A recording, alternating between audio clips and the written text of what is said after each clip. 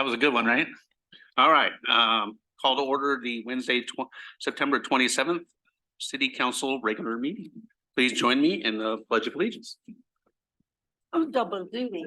Let's do it again. I pledge allegiance to the flag of the United States of America and to the republic for which it stands, one nation, under God, indivisible, with liberty and justice for all. Thank you, everybody. Roll call, Carrie, please. Mayor Preden, I am here. Council President Blum, Here. Councilor Letts, here, Councilor Ross, Still present. Councilor Cobb. Here. All right, next up is the approval of the agenda. I move approval of the agenda. Second. We have a motion and a second. All those in favor say aye. Aye. Aye. Okay, before we get to visitor communication, we're gonna have Lieutenant Davis come on up. And usually it's during the workshop, but our workshop was full of good information and full of county commissioners. Lieutenant Davis, how are you doing today? Great, good evening. Good to see you. So a couple of updates. You may have seen our cars next door today. We did our attendance rally at Sisters Elementary, which was basically about 500 donuts, and we were rewarding parents for bringing their kids to school to encourage attendance. Got my donut. I Good, did good. good to hear. And then we went into the class or into the commons. We had a canine demonstration for the kids with our patrol dog and our bloodhound. And then the classes that had the highest attendance got a donut party. And there were several classes that had 100% Wow. attendance. Sister School District. So that was a very good event that we had today.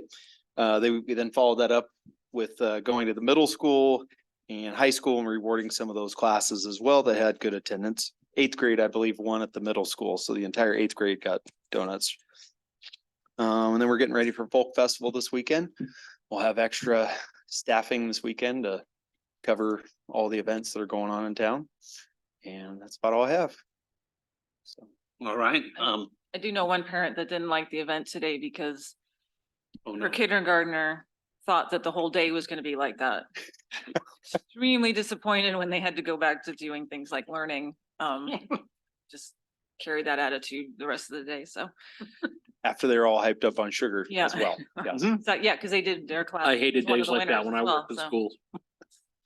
That and the day after Halloween, the days you don't want to be a teacher. Yes. Can't make everybody happy. Everybody got the statistics, I think it was last week, right? Because they're kind of a week in advance or a week and a half in advance. Everybody got those. I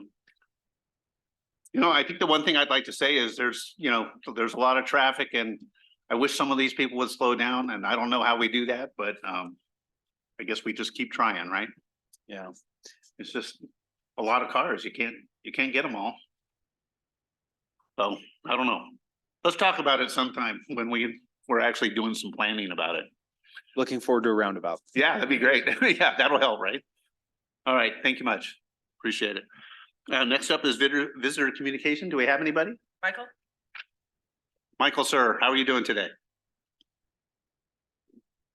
Pretty much says it.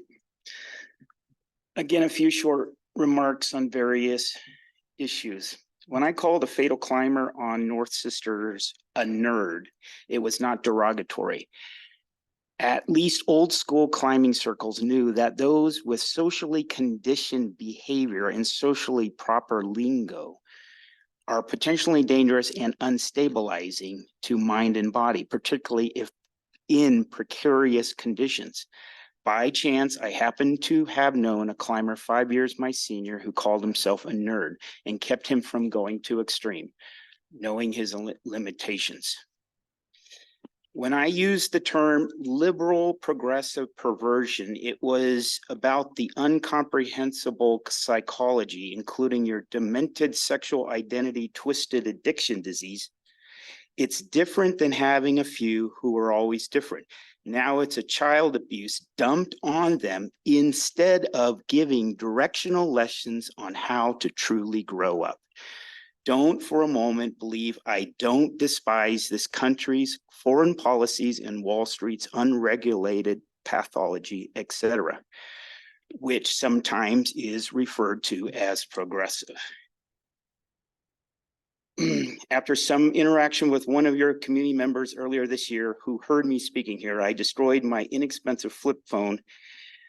Cost is not the problem and won't get another required all along for many necessities. This won't happen until I speak to him with a witness. Do not use a long slaughtered and butchered homeless person by changing the line it needs to go down for your own chosen packaging interactive direction. I had enough of the slaughterhouse long ago, though still susceptible to being sucked in again, all happening because of dealing with alien forces. I should be writing in a logbook for my mothership. People here can be very different in ideologies, religions, and politics, though they are the same on how they handle my predicament, worsening it more and more.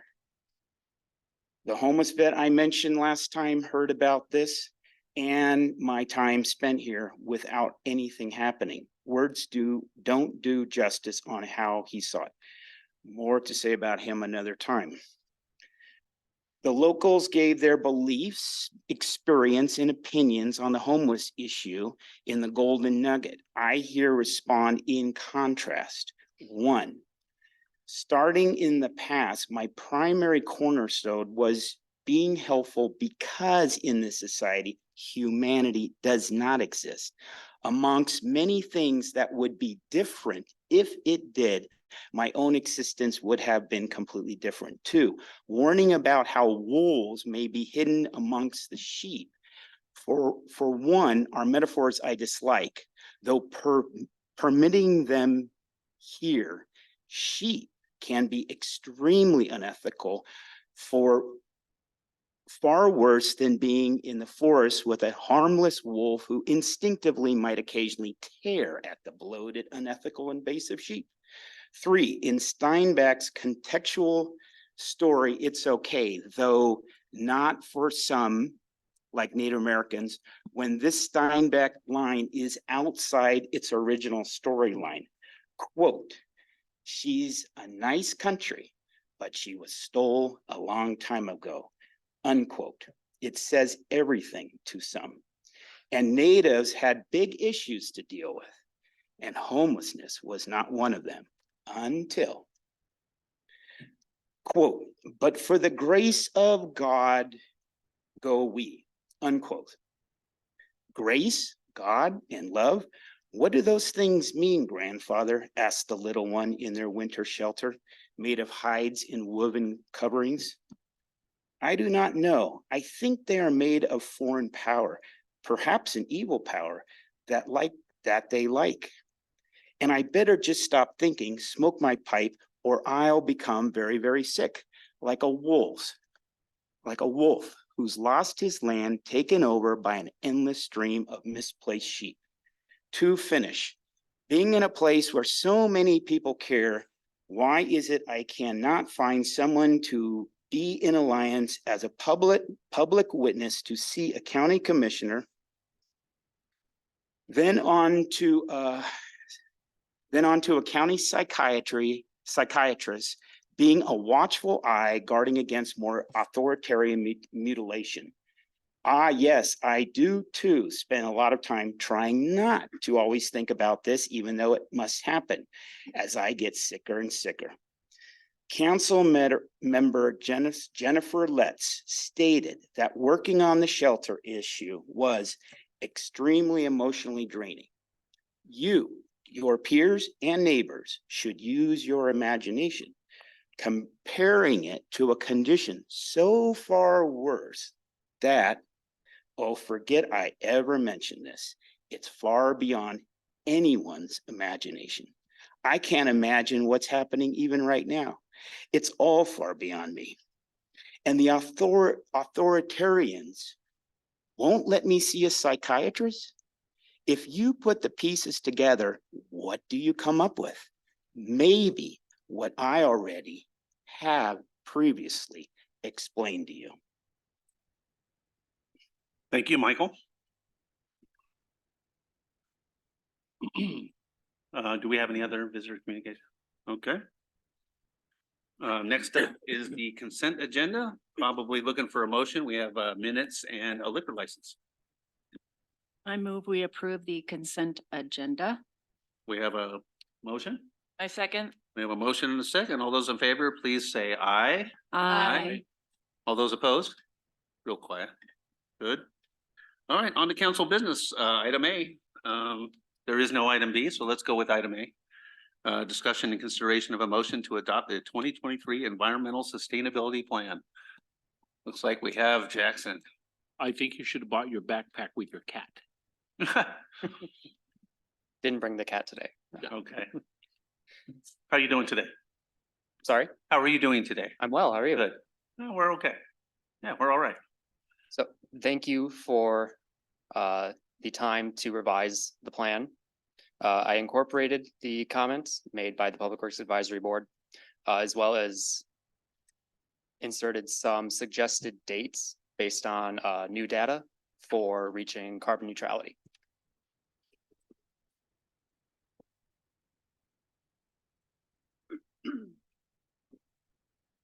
Though the Paris Climate Accords did recommend reaching 45% reduction by 2030, based on our current progress, we could probably accomplish 20% reduction by 2030 Nice. and certainly reach carbon neutrality by 2050.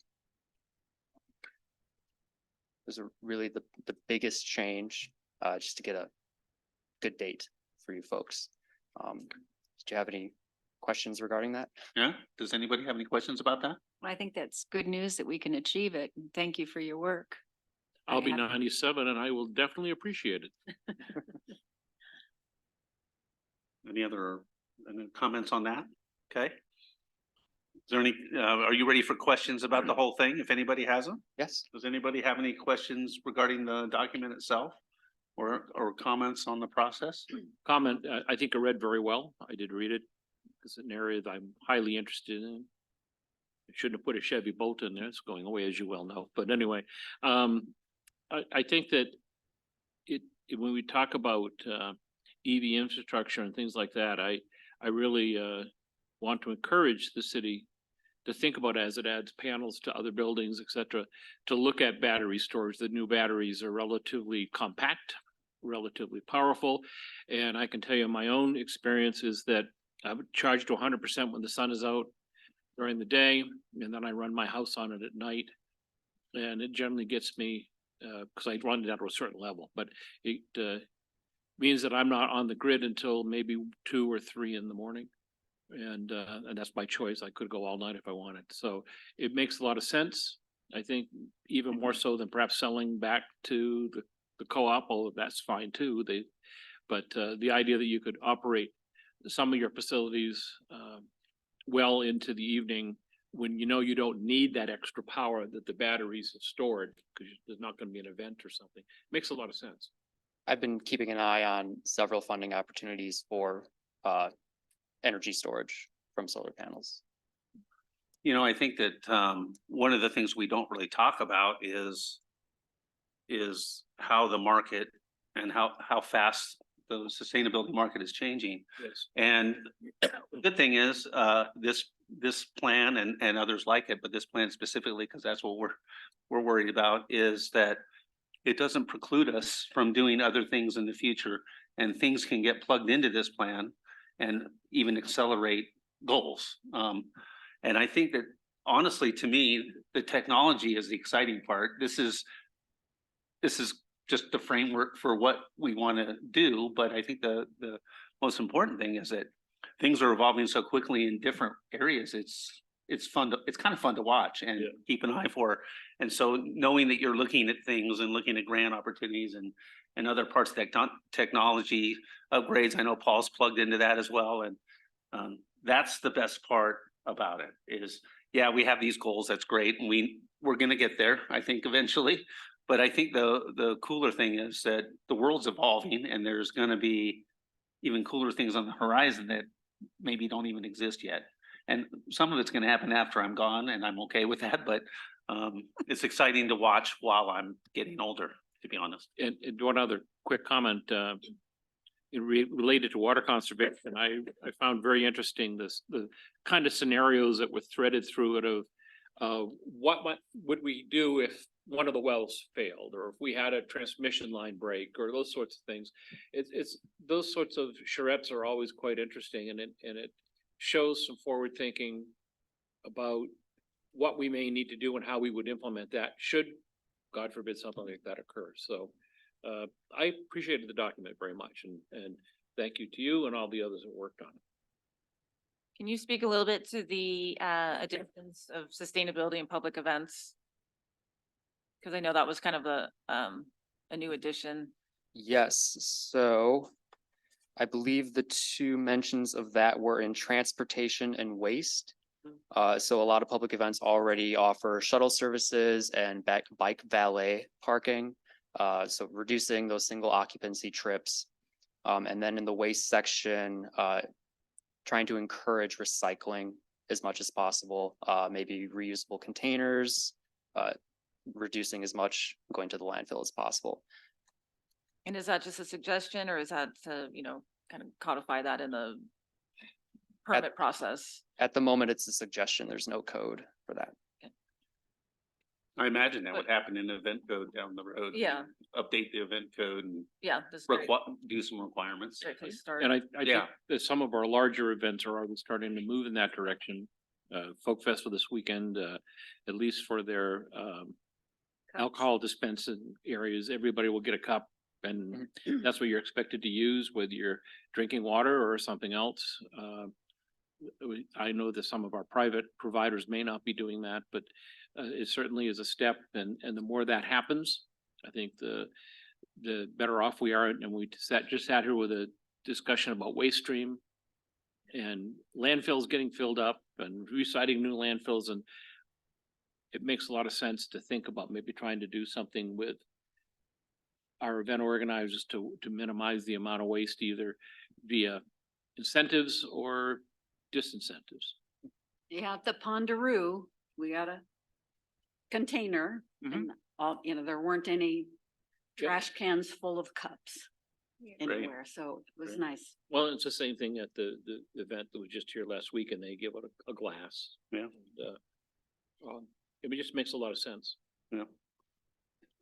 Any other specific questions? No, really done well.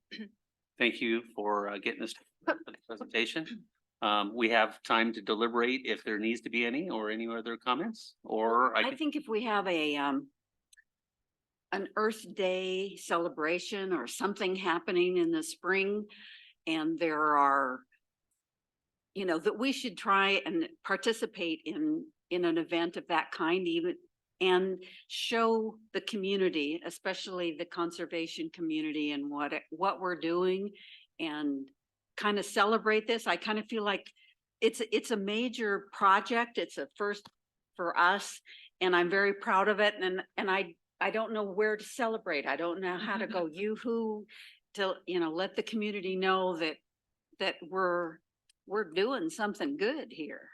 And so if there is an opportunity to participate in something like that, where this would be appropriate, I'd love to see that happen. are we doing a press release on this, or was there any plan of? Huh? I think that'd be a start. I mean, that'd be something, say, hey, look, this is kind of a highlight, We're a town, again, we're punching above our weight in a lot of ways with plans like this. And I think that that's a cool thing. We should highlight it. There are a lot of communities in Central Oregon who don't have this. Yeah, bigger than us. Much bigger, yeah. You wonder too, that comment, and maybe I'm being naive here, but if it could be the substance be boiled down into something a little bit shorter that could be mass produced and distributed at an event or something, people that want it, with a reference to the full plans available at this location online, et cetera. Just some of the highlights that are in there might be of interest to folks, to show that we're not sitting back and waiting for it to come to us. We're trying to get to it. And maybe we could have the first 20 copies free, and then from then on, people could spend, I don't know, $10 for them, but, make it available to people to have the copies.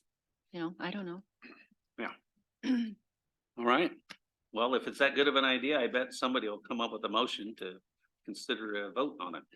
I move to adopt, the 2023 Environmental Sustainability Plan. Second. We have a motion and a second. All those in favor say aye. Aye. That's 5 ayes, and that means there's no room for a no. Good job. Thank you for your work Excellent on job. this. That Thank you. means Yeah. that means somebody has one eye What's that? because there's 5 eyes. Yeah, 5 ayes. Okay. All right, on to staff comments. I want to let Wheels take it. You like that nickname? It was my nickname. Thank you, Mayor.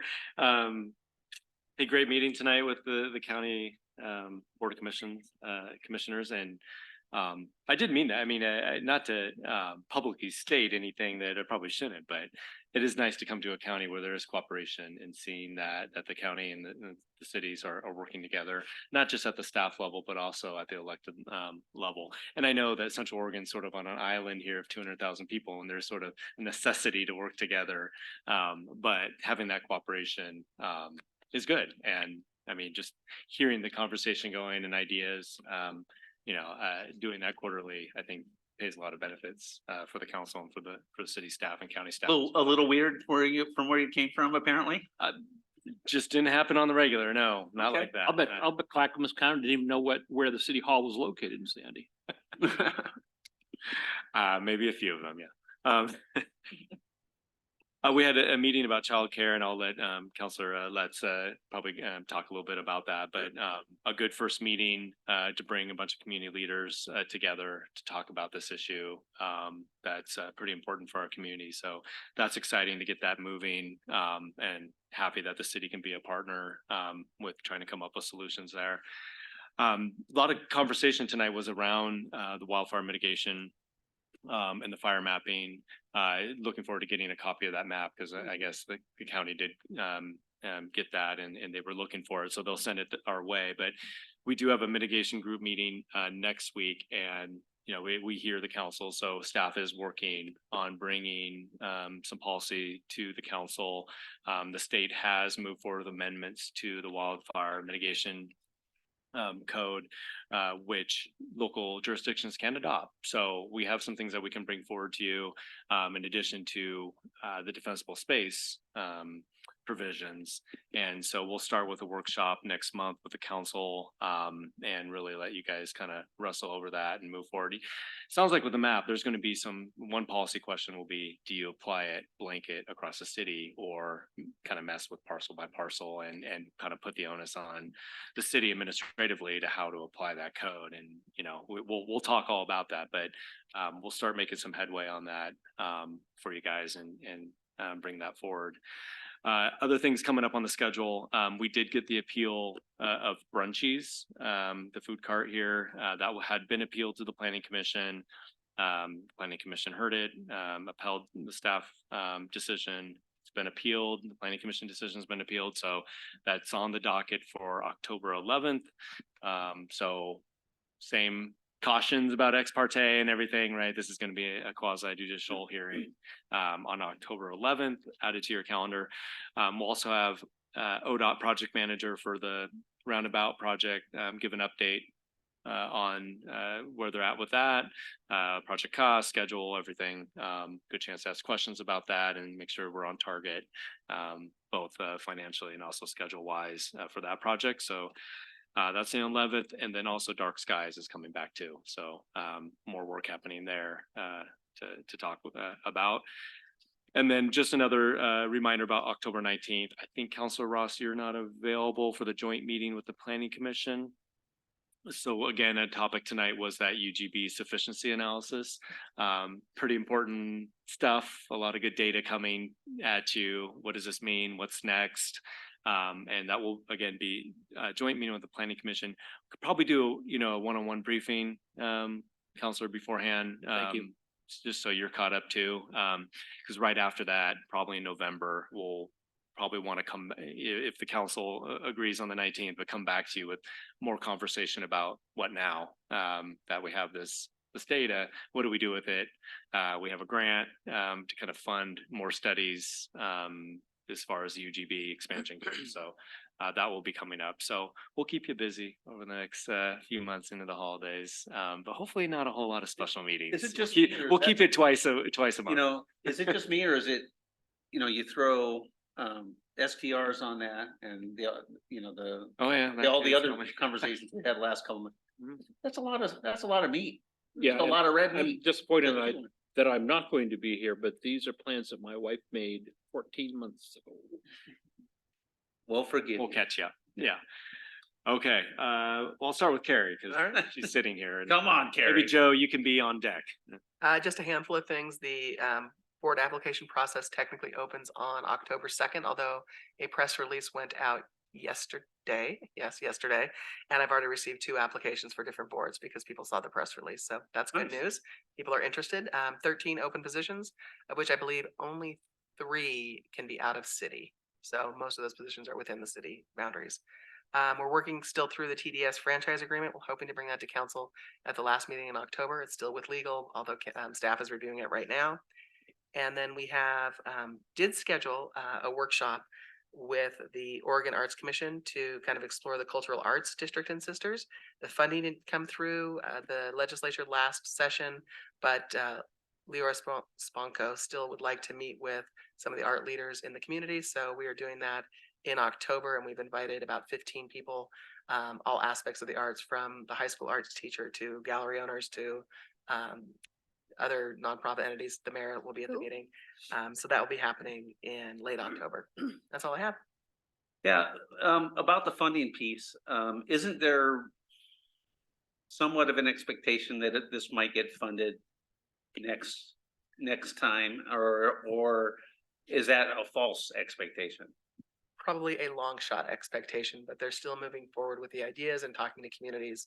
There's a lot of smaller communities or different communities than us that are very interested in this process. We are actually probably already doing what a lot of communities want to be doing. So Right. I think she also wants to talk with us to kind of pick the brains of the people that are out there doing the work Gotcha. at a grassroots level in Sisters. Okay. Understood. Mayor, could I ask a question of this Yeah, of course. city manager? Yeah. So back to, when you were talking about going to the mitigation meeting relative to what we were, when Councillor Letts was talking to Phil Chang, Commissioner Chang, sorry, he mentioned, he brought up again the fact that the city is divided in half, and the west side that's closest to the forest is, supposedly not as dangerous as the east side, and suggested that we make a bid to the powers that be that our whole city is, assessed in the same way. And maybe at the risk end, because that allows funding for when we do decide to have codes and have them come up to code, then there's more funding available for those that are higher risk. So I didn't know if we would discuss that as a council, or is that just something that staff would present, or? I mean, I would recommend definitely talking through that as a council when we Okay. we start advancing the building hardening and the defensible space code. This can be another topic as part of that. There's probably some policy and kind of communication things around that too, right? There might be people that when this map gets released to see that they're not in high and will think still, because the communication around insurance and all that, those concerns, those concerns might still be out there. And so until that kind of gets resolved and people get educated about that, probably want to be careful about how we talk about, oh, we want to put the whole city into higher risk, they should do their public outreach and start doing their road shows so that we can kind of fall behind, would be my suggestion, but Okay. Yeah, I mean, I think it's on everybody's mind to just keep abreast of everything that's going on, but I don't think we have to worry too much about that direction until we actually get to that point where we're actually really talking about it. And I think that we can address a lot of that risk stuff again by looking at some of these building hardening things, that whether we use the county code or we come up with our own and cherry pick some of it, and maybe some of it's just so expensive that we just go, hey, maybe we, like requiring a metal roof or something like that. You know, that might be too much. Maybe the architectural shingles are just fine, the asphaltic shingles. I don't know until we get there, but if we're gonna be doing our own code, or at least kind of controlling what's going on within our city limits, I think that other than the funding part, that might be the only reason to talk about the map itself. that you was know the what I mean? point. Yeah, yeah. So I think we'll have to, I think one of the things we have to do is wait for the map and see what it shows. Maybe it's, if there's only 3 levels, they might put the whole city at the same risk. Well, right now in the map, we're It's at 2 split. levels and it's split, the town is split. Okay, well, we'll see. East and west. Yeah, I mean, it was Commissioner Chang who said, if you want to have some impact on that map before it's distributed, you need to get Roger, the fire chief, and get over there and make your pitch. Right. Well, And I think, what was the point that you brought up with Phil? It was about the fact that there's. the Well, fuel. I asked Phil, I didn't want to drag the conversation meeting out longer than it had to be, but my main question was, you know, when they're talking about vegetation treatments and fuel models and all that kind of stuff, you know, that they're basing all their data on, I said, are they including structures as fuel in this? And he's like, that's a really good question. And he's like, I have no idea. He's like, I don't think so, you know, but that is, you know, as the science, you know, unfortunately we have more and more more structures. you know, and more, you know, tragedies to study. It's, you know, we have to get out of this mindset that there's, you know, it's trees and grass and then our house, it's like, no, houses are flammable, you know, a lot of structures are flammable. It just is, you know, you're more likely, especially in urban interface, for your home to ignite from another home than from a tree across the street or something like that. From the So, neighbor's trees that reach all the way to the ground.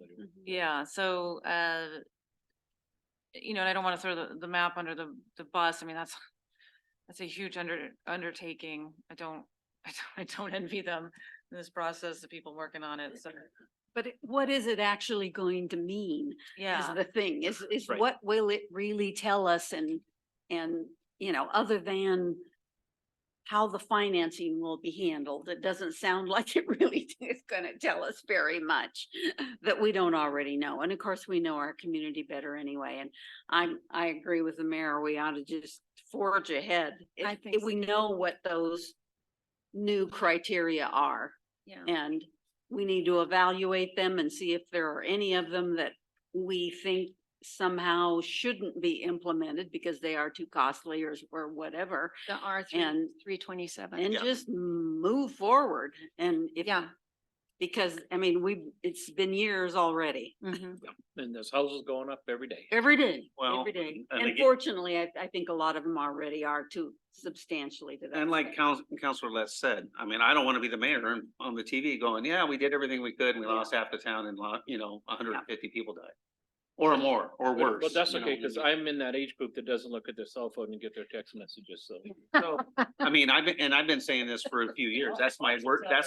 Yeah. That's not just your Awesome. fear. It's my worst nightmare Yeah. too. I mean. Well, every time I see, you know, the flooding and well, what does the mayor have to say? And I just go, that could be us. Yeah, We could be the last man standing. that's just, And that. Who I can wants tell you that from Personal job? experience, when these kinds of tragedies, no matter what they are happen, the first person to stick the microphone in front of, Oh, yeah. the person who has an M in Exactly. front of their title. Michael, you know, Which is why we all fight to get there.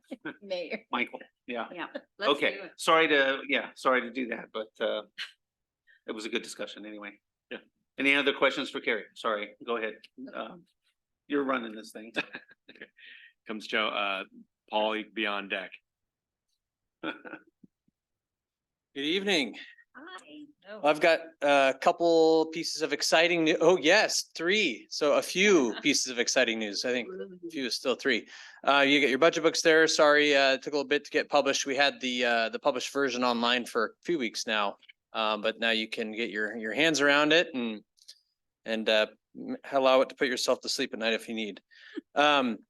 So some other exciting news, we just had the pre-employment screenings done today, but we have a new utilities technician 1, our public works department. His name is Louis Kraz. He actually comes with quite a bit of experience. He's got one public works qualification. He also has a CDL, so he can help us out plowing this winter right away. Really excited to get someone that's that qualified. We haven't really experienced that in that position in a while, so pretty exciting stuff. The second thing is, I kind of alluded to it in last meeting, but we have our IVR, our interactive voice recognition phone system set up for payments. It's been working. We've used it 3 or 4 times now. So that's been great. And we've also been incorporating that with some of the other meetings we've had for kind of our online payments and expanding that beyond utility payments. That was something we discovered today. So there might be some more tools there that will lend itself to some more efficiencies with finance. So pretty exciting stuff. Yeah, staff is is interested in getting that going and having more participation. So How will that be rolled out to the general public? so it already has been with late notices. The number is already on late notices, so people can call that. And then little by little, when we've called, when the regulars that call for their payments have come in, we've told them that there's going to be an 800 number for payments and to look on our website for those as that rolls out. So we've been trying to kind of just educate people as it comes. I had to go on and create an account. I'm too old to do that, according to Jennifer. Yeah, Um, if I could do it, you could do So it. the computer will talk to you, I guess. But yeah, a lot of good feedback for that. So anyway, as far as finance goes, that's exciting stuff. That's all I have. We miss you, Joe. Yeah, miss you too. Well, one of these days, maybe I'll get a guest invite again, you know, never know. Thank you. Next Tuesday. You mean next Tuesday? Okay, I just wanted to kind of continue the environmental sustainability theme of tonight. We got some great news from ODOT that we received our carbon reduction grant request.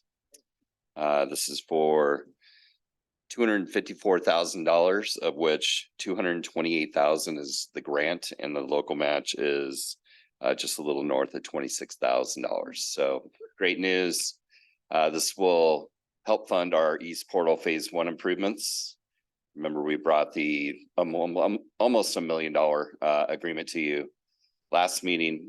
This will be on top of that, and this will help pay for all of the EV charging infrastructure and the actual chargers for that project. So want to give kudos to Jackson. He was the lead on that. He wrote the grant application and did a great job. And yeah, we're 1 for 1 on that program. So, and we'll be following up with the second grant ask as well. So, and with that, so we'll see an agreement in the spring, probably of 2024. Actually sooner than that, hopefully start design in spring/summer of 2024. So we're still about 6 months out from getting going on that. We'll be bringing to you all at the next meeting, hopefully if legal's got it done, a contract for the design of the Phase 1 improvements minus the EV chargers. So we'll be rolling with design and building bid specs for that project while we're waiting for that agreement to come to us. So a little bit on wildfire mitigation. We will be charging ahead with our fuel reduction project up at the wastewater treatment plant. Talk to the contractor, and they will be moving in. Basically, wait until the ground freezes, where they can move in and not have the ground disturbance that you don't want. That'll grow the noxious weeds, mostly cheatgrass. So we're looking probably around the end of the year, start of the new year. So good news on that. And then the last thing is our lighting project, our efficiency project, replacing all of the old fluorescent bulbs up at not only the public works shop, but our headquarters building, as well as the lab where the wastewater treatment plant is complete. It turned out great. We were actually able to increase the lighting for the crew in all 3 of those spaces and save a lot of money on the back end. So we're able to use those energy dollars through the CEC program, the Evergreen Consulting Program. So worked out well. Nice. And then we'll be swinging right into City Hall and doing the same thing here. Is that in spring or something? Or We're just waiting for all of the material to be delivered, actually. Oh. So it'll be before then. Okay. Yep. Just a lead time on that stuff. All right, I have a question about the fire mitigation down at the treatment plant. Is that gonna be reflected on the map? I don't know, I'm sorry, I'm being provocative, sorry. You got something? Sorry. We want to No, the continue veg- getting the- dollars, so, Right, yeah. Actually, it's the veg overlay. Right. I learned Um, some stuff today, you know? Just a curiosity question, the EV charges out at East Portal will go in probably late in 2024, early 2025? Yeah, I think so. Good. And that's actually probably to our benefit. Because SAE just announced that they will be adopting the NCAS standard for the plugs EV chargers. Which means that all future devices that are produced will be required to have that particular connector. Current ones are not, the ones out here aren't. And so if we were ahead of that line, we might have to go back and then retrofit those devices. So that's actually beneficial, I think. Yeah, definitely. Yep. And we'll be looking, I don't know if we're gonna commit to putting a couple type 3 chargers out there. You know, we've heard, just heard from a Tesla owner, not to profile, yesterday that our chargers suck. Because they take all day to charge. In whether Tell that's them- true or tell not, them I to- don't Tell know. them to plug it in at home and let them charge it at home rather than free here. And I think That he would be was, my answer to that I Tesla. think he was a tourist, so I think he's driving through, so understandable, Yep. you know, that he was frustrated. So we're gonna be thinking about that as we go through the design of that project. And I don't know what's happened. I know that Tesla has pulled a permit to put chargers in out at Ray's. Yep. Now, sometimes they pull them and they don't do anything for 2 or 3 years. Sometimes they do. But it's still an active permit, so although I think it expires in the spring. So I'm not sure if they're gonna do it or not, but they have Right. been doing a very ambitious build-up plan, especially now that everybody's gonna be able to use their chargers and they can pay, price accordingly, so be interesting to see, but a couple of level 3 chargers somewhere in town would be nice, but again, I would hold off on that until the standard gets settled Sure, for the plug, the type of plug. yep, makes That's- sense. That's in very much in flux right now, so. The charging time has to be equal to the amount of time it takes to eat an ice cream cone Yes, and at least go to 2 stores. yes, Right. So, that's exactly that what it is. is. Walk the loop, yeah, Yeah, right. that's what the limit will be. like it. It'll be the cone test. You have to scan your receipt in order to activate the Yeah. charger. Right, hey, Like a That'd be valet good. ticket. Yeah, Yeah. we could validate, yeah. yeah, yeah. Validate, that's the word. We gotta get Explore Sisters on board and get, okay, Anyway, Okay. that's good news. Thank Thank you. you. All right, thank you. thanks, Paul. All good news. Okay, Scott, are you still with us? I am. I was wondering if maybe you would forget me. Oh. I wouldn't have been too bummed. So I think Jordan touched on a lot of what I was going to say. Thank you, Jordan. But I will kind of give you some updates on kind of the planning commission meetings that we've had. Last week, we had we called it like an open forum meeting where we didn't have any agenda items to put on there just because of things falling off and moving around, but we didn't want to lose the spot. So we just provided an opportunity for them to just talk about whatever they wanted. Hopefully, preferably planning related, of course. But some feedback we've gotten in the past is that their meetings are so regimented and so prescribed, especially public hearings or whatever, and they don't have that time to kind of just share ideas and ask questions. So it was a good use of that time, and I think we're gonna maybe try to plug those in a couple times a year so that they can have that opportunity. They continue to talk a lot about how the comprehensive plan is used and how it does apply and doesn't apply to development applications, and how we utilize that. And so what came out of that is that we would do an audit of the comp plan policies to see which ones are really make sense to codify, and which ones are just more aspirational, and that's just the way that they are.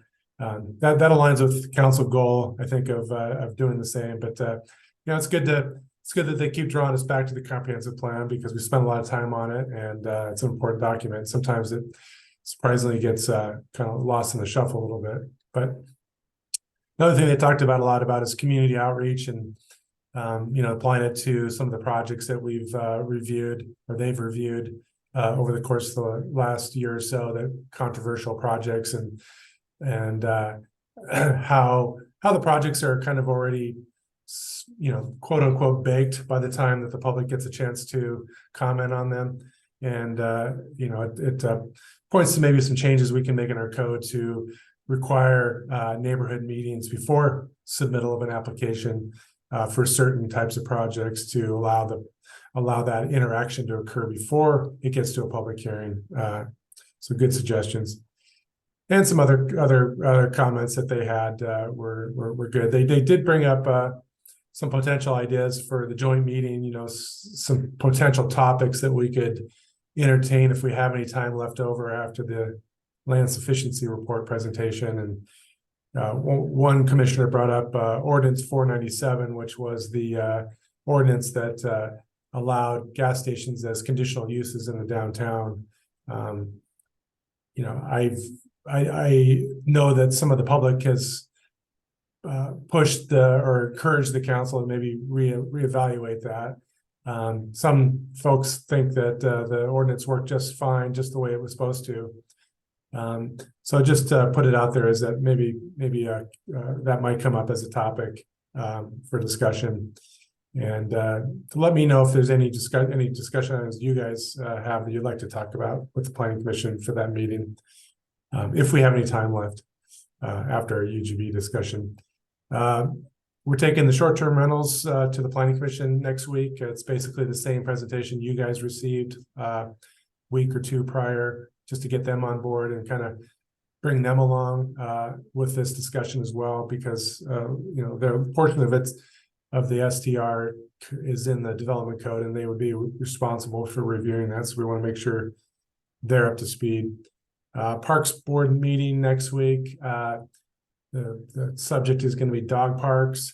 Last time we met with the Parks board, we kind of gave them a background on what the Parks Master Plan says about dog parks, and they provided some commentary and said that they were interested in kind of pursuing it farther. So directed us to bring back some more information in terms of what kind of criteria that we should consider when we're citing them, and how big they are, and amenities and things like that. So we did some research with Ben Parks and Rec to kind of ascertain a little bit more info on that, and we'll present that to them at the next meeting, and maybe that'll help us hone in on some potential sites to get more serious about. We did have an appeal hearing scheduled this today for 252 South Elm on some violations for junk and debris. Just before that, we got a request to postpone it and an email from an attorney representing representing them, citing some potential issues with ADA and fair housing relative to disabilities. So we erred on the side of caution and decided to postpone that meeting so that they can have more time to find representation. So that is now scheduled for November, unfortunately, but just to give you a heads up on that. And then I think Jordan mentioned the defensible space and the hardening code amendments that we're going to start bringing forward through the process of the Planning Commission initially. And the wildfire mitigation group that we convene every other month in the summer and every month otherwise for the rest of the year, made up of fire officials and land managers, state fire marshals. So we're proposing to kind of introduce this idea of code amendments to get our defensible space and hardening going forward in potentially in advance of the state requirements, but to get their feedback on what might be best practices and get their input on things as well. So that is in a nutshell what's going on. Any questions I can answer? I have one. For the workshop with Parks Advisory Board, we've all seen the letters that have come through related to the community garden. That's not a high priority in terms of timing because they've received a year extension at their current site, is what I've been told. When will that likely come up, if it does, as a point of discussion with the CPAB? I know that needs to have some discussions with staff and other sorts of things before that gets moved forward, but it's starting to take on a little life of its own. They're very good at letter writing and at networking. So any thoughts on that? Yeah, thank you for bringing that up. Yeah, they have continued to move forward with inquiring about the eventual use of city park space for their facilities. I think you're right. They did get an extension, so it's not as imminent as we once thought. But what we've instructed the group is that to do is provide us some more information and some concepts for park space that you have specific designs on. And what I have informed them is that we will work that through a staff level initially to understand maybe better their proposal and be able to advise them on what might make sense and what might not. And then if it gets to a certain point where we're comfortable with it, then we would elevate it to the Parks Board. And potentially that might occur in December because we're meeting every other month with the Parks Board currently. So more will be known once we get a chance at a staff level to kind of dig our teeth into it. I just actually did receive more information from them today, so that'll be helpful to have more information to react to. Thanks. I just kind of wanted to get it in the record as much as anything. So if any questions come up from some of those groups, we are talking about it and council's aware of it. Thank you. I don't think anybody at council level is like outright against it, but I don't think anybody's outright for it because we don't know what they Right, need. And, yeah. I mean, And the fact that what we don't know what they want, we know kind of what they want, but well, and I it's got to be a little better initially defined somewhere. Everything was on fire because they had until the end of the year. And they worked out with the airport folks that they could keep it another year. So that really gives us, I believe, as a city, a chance to plan if this is something we want to do and to do it right. Yeah. And Perfect. Not have to kind of run around and hope. We could do it right by doing it last minute. Right. Okay. Good discussion on that. Did you hear, Scott, did you hear the comment about Dillon, Colorado and using federally owned land for housing?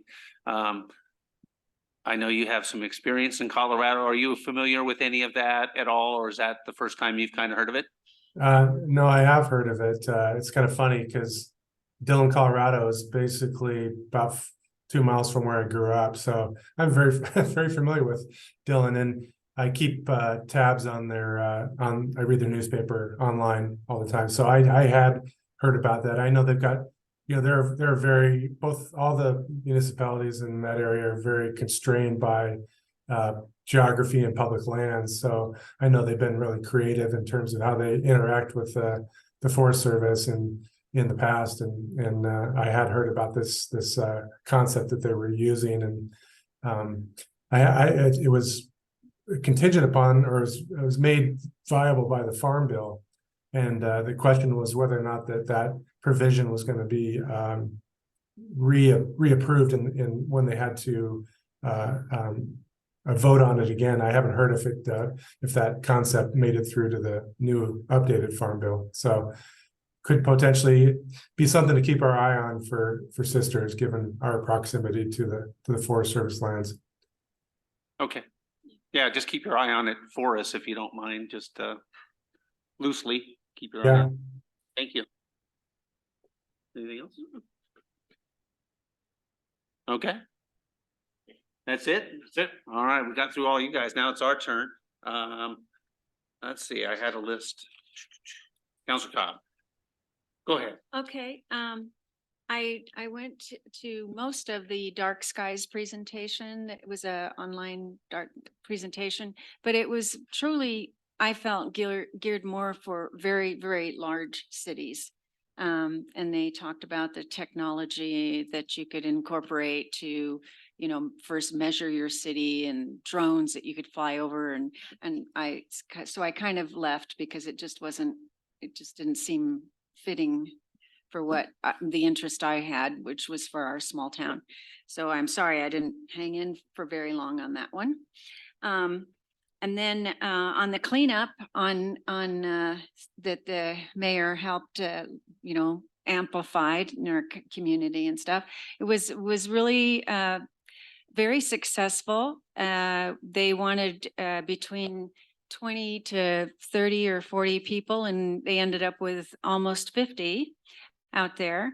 And we had a 2-acre area that was 1 acre was really congested with roughage, and then the outlying was kind of more sparse. But the thing that hit me in my heart was they found a photograph. It was about a 12 by 14. And it was one of those from about 1950 because it was tinted with to be colored photograph, like maybe hand painted or something. I don't know. But and this beautiful blonde woman, and then her husband next to her, just their heads. And you could tell they were just a sweet, healthy, strong couple. And then, life happened evidently. And there they were, in this place. She's still alive. So Jeremy, the Forest Service guy, was able to pass that photograph on to her. She's living somewhere else in the forest.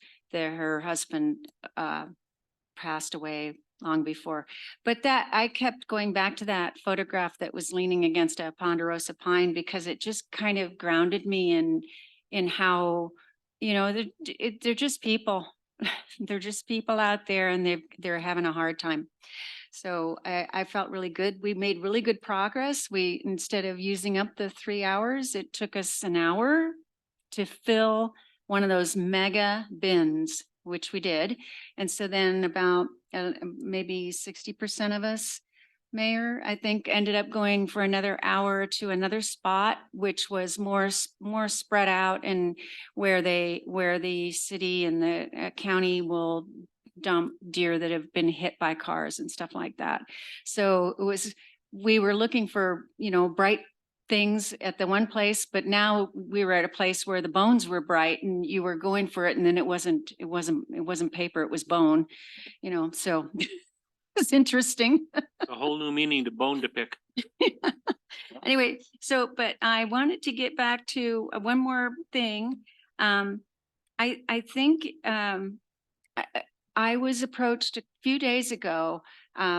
Someone was asking, what's going to happen when the dump is filled up. And so it occurred to me that it might be nice when you make the one announcement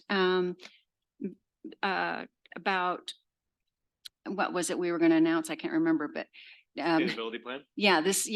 That we would also, mention that the county and the city, are involved with addressing that transportation and the transfer station, and the fact that the landfill is going to be full. So just so the public knows, because I don't know that they know that that's in progress. There's a ton of information Yeah, out that's about what that. This person had to have been living under a rock, Actually, she's rather well informed. but that's So- bizarre. I mean, I've known about we it. do get the county newsletter kind of thing. I get it in an email. Is that something that would be worth attaching to our website for those people who don't get the county email? Or I can't remember what they're but I mean, it gives updates on it all the time. I have tried to attach that to Facebook, and I've had issues with it. Oh, links, with it okay. not being linked, so I can try to do more of that, but I've tried it in the past and I haven't been able to link it up for some reason. Yeah, because I get information on it all the time, and it's in the newspaper. And I think related to the not landfill, I would echo that it's been on all of the Bend TV stations, because they're all the same company, but all Bend TV stations.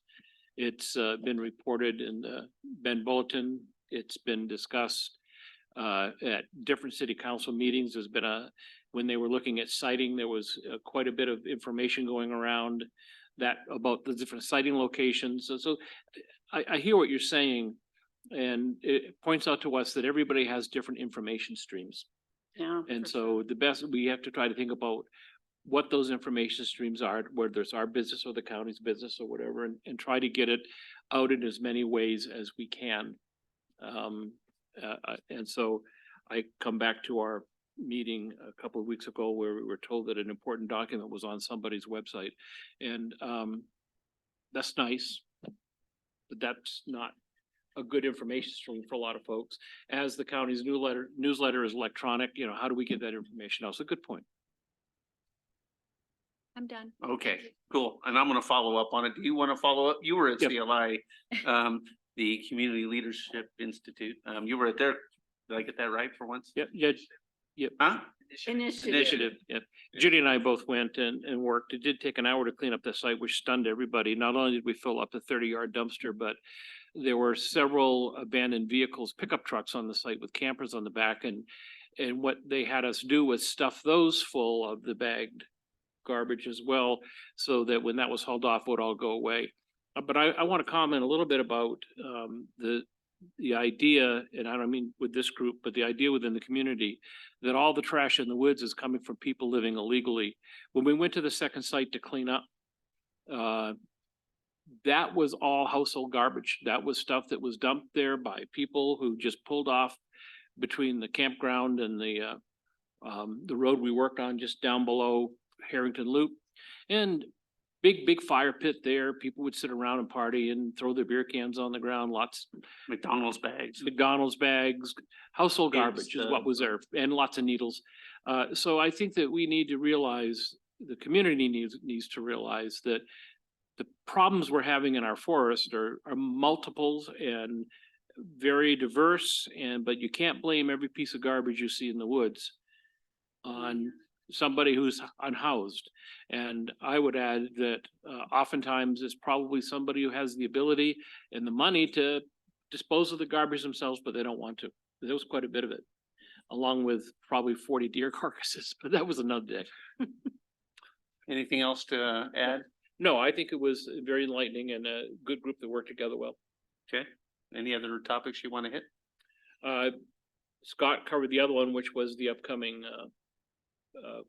board meeting for the Parks Board. And Okay. that's it. All right. Counselor Letts? Let's see, 2 weeks ago, I attended the EDCO board meeting. And then later that day, Eric Strobel organized a small kind of re-upping the kind of the SCED, the Sisters Economic Development Group, trying to give rebirth to that. So it was a very just a small group of people, kind of high level conversation of where we want that group to go, and maybe some kind of high level issues that are kind of bouncing around the community. The greatest hits of housing and daycare, of course, and but one thing Eric and I and some of the people kind of hit on was especially after the the incident with the fuel tanker was our susceptibility to losing power and losing data, and how incredibly when you look at that whole incident, how incredibly lucky we were that happened in the middle of the night on a Saturday night. If that happened any other time, on a Monday at 9, all hell would have broken loose, in regards of, businesses being in, people being at work and trying to accomplish things, and school being in session, and 10 times more traffic on the highway. So that kind of, spurred an interest in, Jordan has, and some of us haven't met the new president of CEC, so we're scheduling a meet and greet with him, and some of those questions, bring up those concerns, because they're our only utility provider, unlike most communities in Central Oregon. We don't really have a backup, so but that kind of came out of that meeting. We'll start to Eric will start working on building that meeting, and hopefully be able to get more finessed goals and start working on some projects. Also under the EDCO banner, there's the Oregon Business and Industries Group is holding a kind of statewide roadshow of different manufacturers. And there's gonna be one, they're gonna be in Central Oregon next Tuesday.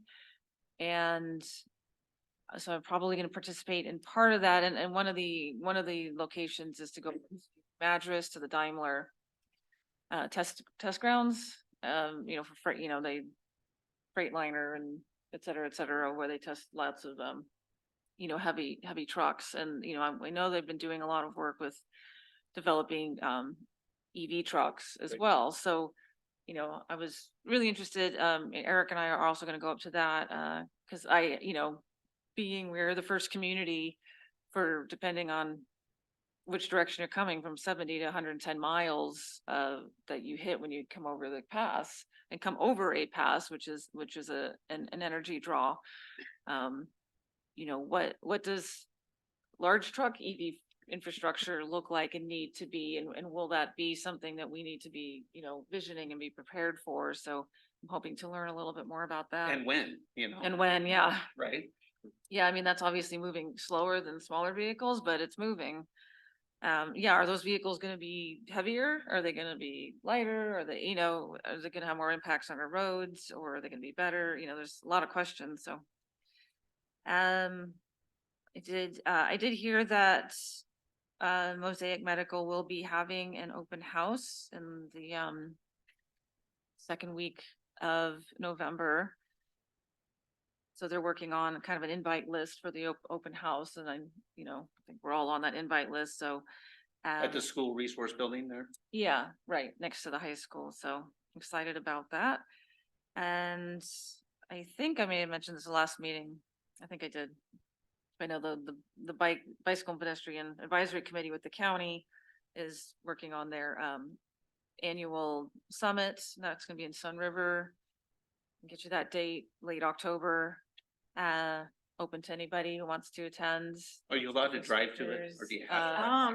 Yeah. That's pretty rude. Well, There's a you're lot gonna, of you can free drive to the food. parking lot, but gonna hold it on the back side of the airstrip. So you have to ride your bike to get there. Yeah, that's a. Bring a tent, because there won't be anything to stay inside of the rains. Okay. Drop you off at Lava Lands. You can take the Sun Lava Path all the That's way right. down. Love it. They say they get a lot of people who do that. They get in the car one way, but they bring their bikes and go the other way, Yeah. depending on, it's a different location every Great year, bike ride. so. But, that's coming up as well. Daycare meeting, Jordan and I attended yesterday with representatives from the school district, Forest Service, SPRD, C4C, and Eric Strobel, and one woman from C4C was kind of, they knew about, who was really working hard on trying to figure out how to build a daycare here, kind of a standalone daycare, so had a plethora of information and had some grant money, and unfortunately, she's gonna open up in Bend because that was more affordable. But we learned a lot from her, and, you know, had kind of a high level conversation on, you know, what maybe different entities can and can't do. You know, SPRD was like, you know, SPRD kind of pointed out, I mean, maybe you can speak to this, so they're one of the few parks districts that actually have preschool. Yeah. That's usually not a parks district, Yeah, other than, I think Thing. Lamb Lane's the only other one that does it. yeah. That's where Jennifer Holland came from. Yeah. She ran that program. Yeah, so we're kind of lucky to even have that, but you know, they clearly do not do like the 0 to 3, which is our age, which is our huge gap in that there's nothing in sisters in that gap, at least above board. You know, so yeah, some big hurdles there, but you know, it was nice. We had a lot of good minds in the room. We're gonna meet again next month and keep the conversation going. Because there's definitely a lot of people who are very interested in the topic and I think have some ability to kind of slowly help out on that. There's just a lot of, it's the same thing with housing, you know, there's different kinds of housing we can be working on and everything's helpful at this point. Daycare is like, how do we help people do the in-home situation? How do we get, you know, maybe a business to have their own daycare?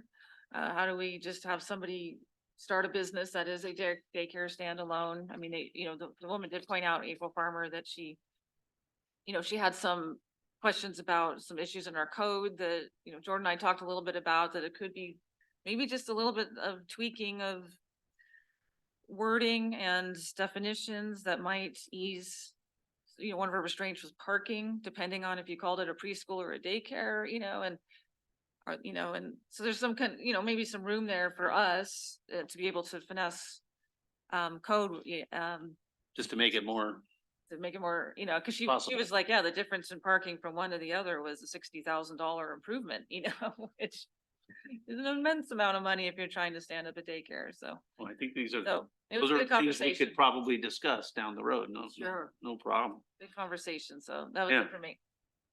Okay. Councilperson Blount. I had a COAC meeting, if we're gonna have ODOT in here to talk to us, there's no sense going over all that. Our Charo meeting, I zoomed in so they couldn't throw rocks at me. And, there's a lot of great things going on around, Deschutes County that if they all come to fruition, it really will make a significant difference. I think in 5 years, we're gonna look a lot different than we do right now. Fingers crossed. We're moving full speed ahead, transitioning to having the staffing handled through COIC. Tammy Bainey spoke extensively about how, given the housing and houselessness issues that they're already dealing with other organizations and throughout the Tri-County area, that they're going to be able to staff the Charo office with people that are already working in the field, part-time here, part-time there, and the cross knowledge is just gonna make a significant difference in the ability to find the gaps and fill the gaps. And so I'm very heartened by that. You've heard about Oasis Village going in Redmond, had that ground breaking. It must be within the urban growth boundary in Redmond. It sounds kind of like it's out there, but maybe they have a lot of urban growth boundary because, you know, we hear It's on that east side, right? Yeah, So so I think they have a lot out that way. they must have They'll it. get all So that industrial land. they're the only one that really has that. So they're able to do a huge improvement out there. And a gentleman came in and said, we would like to purchase the parcel right next to that. And we want to put in an RV park. And we want to put in an RV, you know, and he has the map and the structure and the whole plan for how to do that. And he said that would be the stepping stone. We could get people that are living in our RVs and work with them so that they can graduate into the Oasis Village and then from the, you know, into the trip. If he can get funding. So we're going to look at the possibility of funding something like that. There has been a subcommittee kind of working behind the scenes with the federal lands folks and everybody every community in in Deschutes County to find any possible public lands that are remotely suitable for any sort of camp or village or whatever.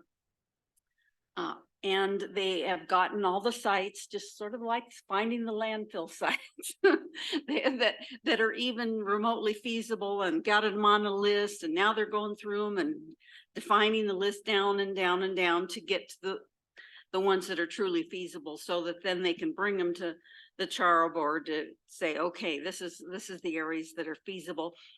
But Patty Adair said, oh, by the way, the bulletin got a copy of the list. So they were trying to keep it on the QT before, of course, so that people didn't get too out of control before they decided what the finalists are. But they're really looking at, it has to be within the urban growth boundary.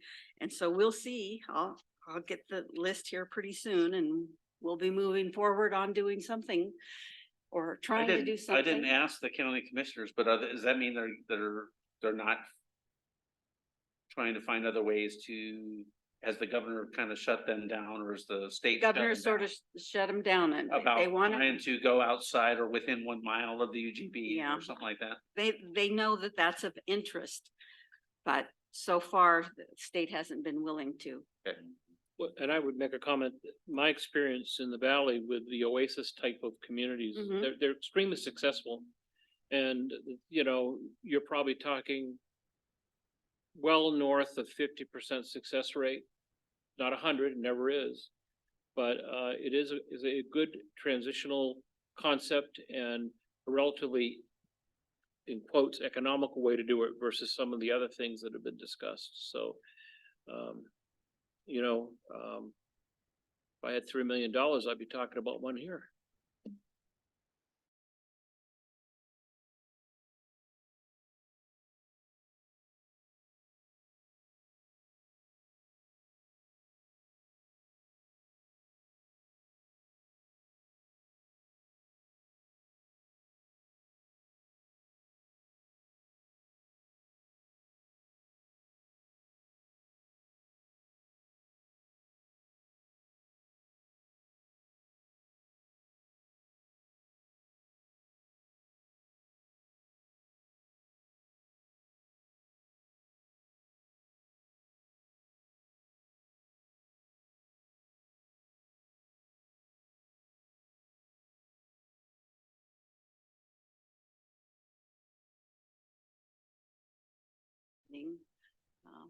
What the programs are. There's always a lot more programs than there is funding, so by the time we get the funding, that most of the programs are already there. Oh, and Tammy did mention as well that although we didn't approve the shelter, that there was in that package also funding for rapid rehousing. Is that rapid rehousing of a few apartments that they were funded for? The cold weather shelter was funded for And they that could purpose. still do that. And it in her way of thinking that would still be funded. That's what I was thinking too. Yeah. All right, any questions or, okay, I'll follow up with the CLI cleanup just real quick.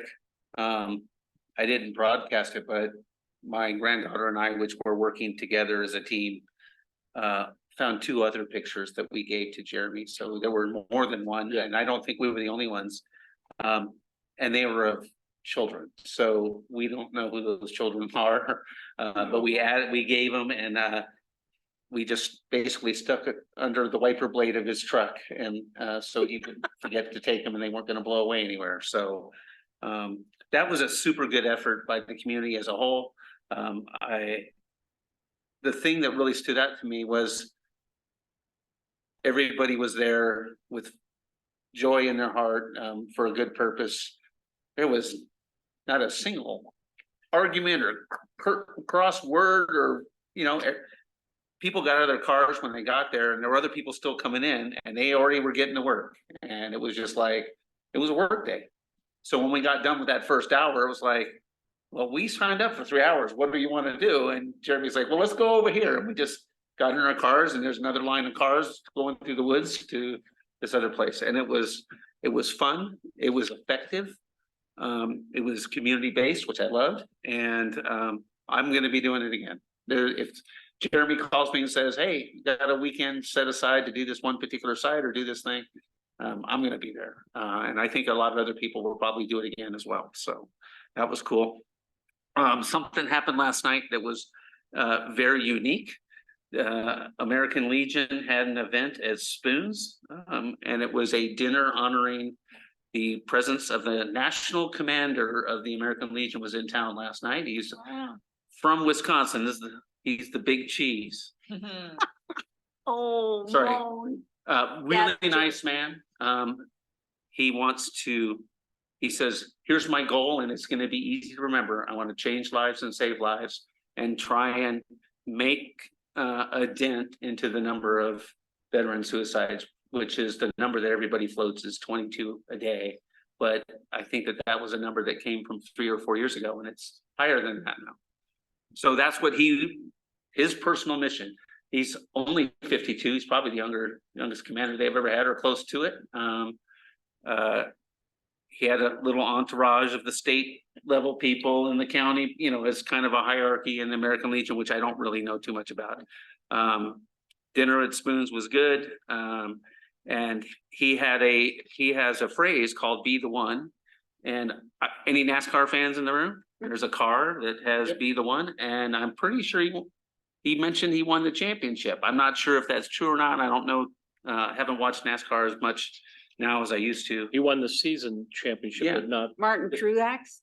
I don't even know who the driver is, to be honest with you, but he said, I got a lot of flack for that money going out the door to put it on a NASCAR, but they figured out that there was 55 million views and they sent people to the website and Yep. fundraising was up. And so, you know, It worked. it seemed to work. Yeah. So that was a really good thing. And Patty Adair was there last night and we were there until after 8. It was six.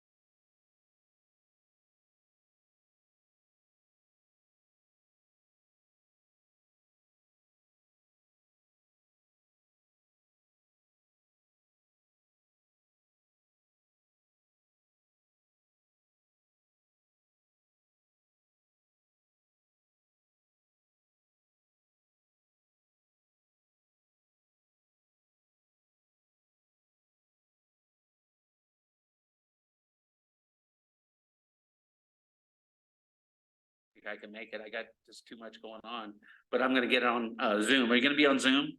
Are you planning on doing that tomorrow? I think it's 2:15, I think is the new time from our contractor, and I think we have 30 minutes. And I know Mayor Fitch from Redmond, he's going to Burns because he in particular has a little fight going on with the same language, and they have some water, you know, they're trying to, you know, protect their own water as a municipality. So, but other than that, it's been just lots of meetings lately, and I'm kind of looking forward to November and December. Maybe we can pump the brakes a tiny bit, possibly.